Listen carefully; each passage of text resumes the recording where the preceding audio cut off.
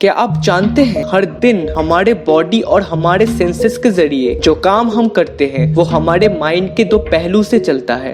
पहला है conscious mind यानी कि सचेत मन, जिससे हम अवेयरनेसली खुद के काम को अंजाम देते हैं, और दूसरा है सबकॉन्शियस माइंड यानी कि अवचेतन मन, जो अपने आप ही वो सब काम करता है जिसके ऊपर हमारा कोई भी सेल्फ कंट्रोल नहीं होता। कॉन्शियस माइंड को तो आप हर वक्त एक्सपीरियंस करते हो, पर आज आपको इस वीडियो से ऐसा कुछ फैक्ट्स के बारे में जानने को मिलेगा जिसे आप चाह के भी नहीं कंट्रोल कर सकते, जो पूरा का पूरा आपके सबकॉन्शियस और अनकॉन्शियस माइंड से जुड़ा है। तो चलिए जानते हैं ऐसे ही कुछ अनोखे फैक्ट्स के बारे में।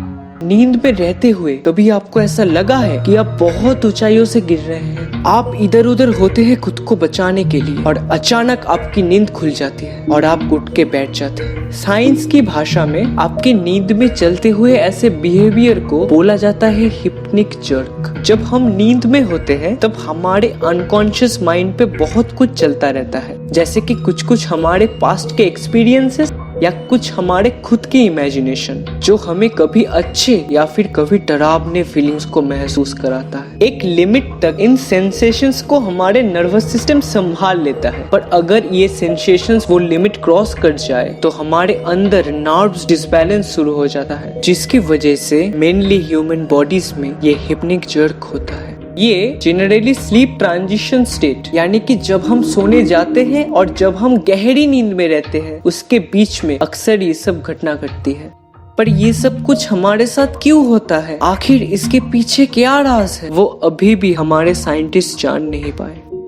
क्या आपको कभी ऐसा अनुभव हुआ है कि आपको लगा हो प्रेजेंट में आपके साथ जो हो रहा है वो पहले भी कभी आपके साथ हो चुका है, और ऐसे ही अनुभूति को अब पहले भी महसूस कर चुके हो? पर आप जब सोचने लगते हो कि कब कहाँ आपके साथ ये पहली बार हुआ था, तभी आपको कुछ ठीक तरीके से याद नहीं रहता। इस अजीब सी घटना को मॉडर्न साइंस में डेजा वू नाम से जाना जाता है। आपको बता दूं, ये एक फ्रेंच वर्ड है। इसका इंग्लिश में मतलब है ऑलरेडी सीन, यानी कि जो पहले भी देखा गया था। इतना रिसर्च करने के बाद भी अभी तक इसके पीछे का एक्चुअल रीजन मॉडर्न साइंस नहीं पता लगा पाया। फिर भी इसके बारे में कुछ साइंटिस्टों के पास जो थियरी है उसके मुताबिक हमारा ब्रेन हमारे हर एक इंफॉर्मेशन को एक जगह पर नहीं बल्कि छोटे छोटे हिस्सों में अलग अलग जगह पर प्रोसेस करके सीक्वेंस के साथ स्टोर करता है, और कभी कभी कुछ यादें ऐसी जगह पर स्टोर होता है जो कि हमारे कॉन्शियस माइंड उसे पूरी तरह से भूल जाता है, पर फिर भी वो यादें हमारे ब्रेन में स्टोर्ड रहता है।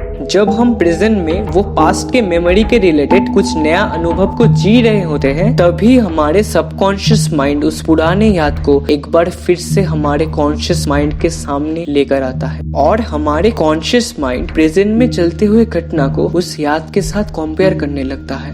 उस टाइम पे हमें ये लगता है ये जो घटना प्रेजेंट में हो रहा है वो पहले भी कभी हमारे साथ हो चुका है, पर साइंटिस्ट द्वारा दिया गया ये थियरी अभी तक अच्छी तरीके से प्रूव नहीं हो पाया।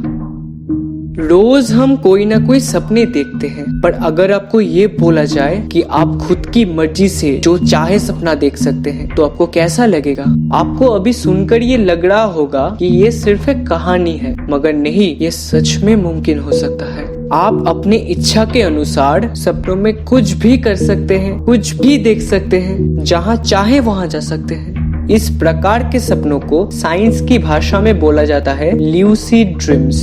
सन 1913 में एक Dutch psychiatrist Frederik van Eeden इस ल्यूसिड ड्रीम को पहली बार इन्वेंट किया था। साइंटिस्ट का ये मानना है हमारी नींद 4 स्टेपों में डिवाइडेड है। इनमें जो आखिरी स्टेज है उसको कहा जाता है REM स्टेट यानी कि रैपिड आई मूवमेंट स्टेट। इस स्टेज में गहरी नींद में रहते हुए भी हमारी आंखें राइट से लेफ्ट और लेफ्ट से राइट अंदर ही अंदर घूमती रहती है, और आपको ये पता होना चाहिए कि ये REM स्टेज में ही हम सपने देखते हैं। अगर किसी तरह से हमारे ब्रेन वो REM स्लीप के टाइम सक्रिय हो जाए तो हम समझ जाते हैं कि हम हमारे ही सपनों की दुनिया में हैं। हम उस टाइम पे हमारे सपनों को खुद की मर्जी से जो भी हम चाहे देख सकते हैं, पर ये सब कुछ इतनी आसानी से आपको नहीं मिल सकता। इसके लिए आपको साइंटिस्ट द्वारा दिया गया बहुत कुछ मेथड्स आजमाने पड़ेंगे, जिसके मदद से आप खुद के मर्जी से सपने देख भी सकते हैं और ल्यूसिड ड्रीम को एक्सपीरियंस कर सकते हैं।